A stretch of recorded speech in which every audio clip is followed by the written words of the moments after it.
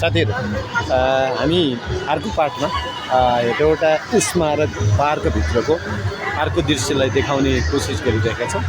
यो मैले हजुरहरूलाई भने जस्तै ठुलो एरियामा फैलिएको रहेछ।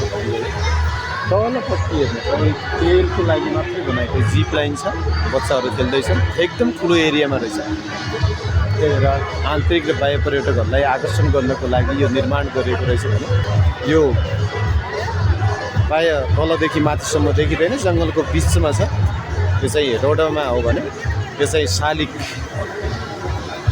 चारवटा शालिगहरू यसरी चारवटै कुनामा बनाएको देख्न सक्नुहुन्छ। अनि यो तलतिरको भाग चाहिँ जिप लाइन, यो देखिएको छैन, एकदमै तल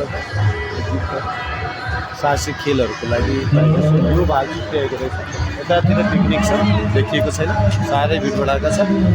अनि माथितिर स्कुलका बच्चाहरू, धेरै स्कुलका लगभग 15-20वटै स्कुलका बच्चाहरू मैले आएको देखेँ। शहीद स्मारक पार्कभित्रको अन्य रमणीय स्थलहरू म देखाउँदै जानेछु साथी। यतातिर यति राम्रो सिनेरी बनाएको, फुलहरू यति राम्रो सजाएर राख्नु भएको रहेछ।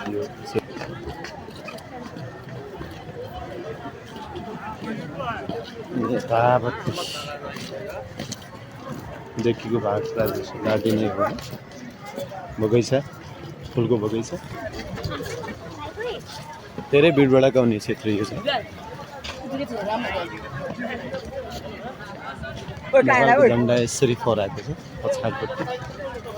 अनि यतातिर एउटा ढुङ्गामा कसको मूर्ति हो, रत्नकुमार बान्तवा त्यतिकै कोरेर राख्नु भएको छ। एकदमै यो ठुलो ढुङ्गामा मृतक शहीदहरू हुन् सायद, मलाई त्यो लाग्छ। शहीदहरूको मूर्ति कोरेर राख्नु भएको छ यो ठुलो ढुङ्गामा। त्यसै गरेर हामी अरू क्षेत्रहरू पनि देखाउने कोसिस गर्नेछौँ।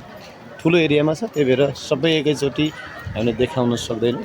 यतातिर यो विश्वेश्वर प्रसाद कोइरालाको स्ट्याचु हो भने यो यतापट्टि देखिएको मदन भण्डारी। अनि यो चाहिँ हाम्रो स्कुलको स्टुडेन्ट्स, प्रायः सबै स्टुडेन्टहरू है। अनि त्यसै गरेर यतापट्टि एउटा शालिग बनाउनु भएको छ, देखिएको छैन, अलि टाढा छ। स्ट्याचु मूर्ति बनाएर राख्नु भएको छ, एकदमै ठुलो एरियामा छ, आकर्षक छ। साह्रै भिडभाडका हुने ठाउँ रहेछ यो पार्क। हामी नि पहिलोचोटि आएको।